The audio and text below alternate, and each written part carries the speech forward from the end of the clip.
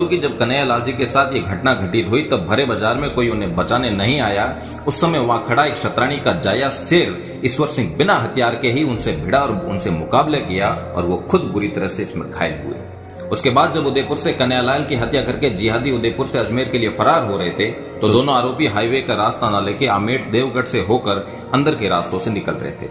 जब ये सूचना राजसमंद जिले के ताल गांव के पहला सिंह चुंडावत और शक्ति सिंह चुंडावत को मिली तो उन्होंने वहां पे ढूंढना शुरू किया। ये वही चुंडावत है जो हमेशा से मेवाड़ के हरावल दस्ते का नेतृत्व करते आए थे और उन्होंने फर्ज अपना उस दिन भी निभाया था। दोनों आरोपी बाइक से देवगढ़ से वाया ताल होकर भीम अजमेर की तरफ जाते दिखाई दिए। प्रहलाद सिंह और शक्ति सिंह ने पुलिस को जानकारी दी और उनका भीम तक बाइक से पीछा भी किया।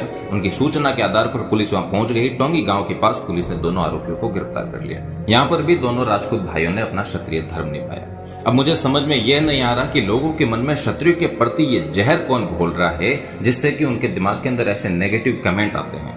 कई नेता है, संगठन है या फिर कोई तथाकथित बुद्धिजीवी लोग हैं। खैर ये सब बाद में बताता हूं, तुम पहले ये जान लो जिनकी स्पेन तक हुकूमत थी और फारस को 16 साल में फतेह कर लिया, उस अरबी पागल घोड़े की लगाम 1000 साल में सिंध में थामे रखी थी जिन्होंने, वो हम थे क्षत्रिय।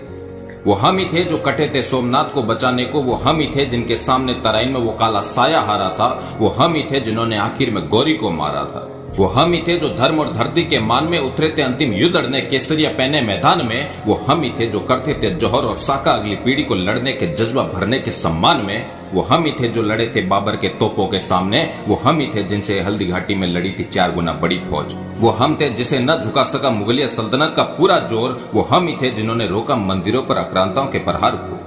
हम लड़े हैं, हजारों साल लड़े हैं। ऐसी कोई सदी नहीं जिसमें इस देश की मिट्टी को हमने अपने खून से नहीं सींचा और ऐसी कोई तारीख नहीं जो हमारी वीरता की गवाही नहीं